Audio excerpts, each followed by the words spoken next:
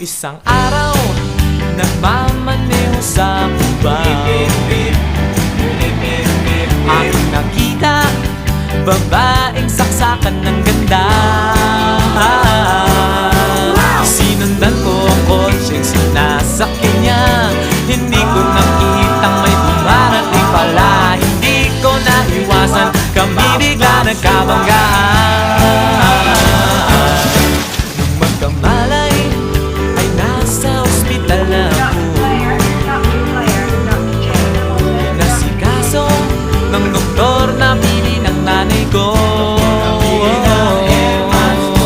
Biglang-bigla na lang ang nurse nandyan na, at para kong nakitang anghel sa ganda. Kahit nagdidiliyo, itong nasabi ko sa kanya.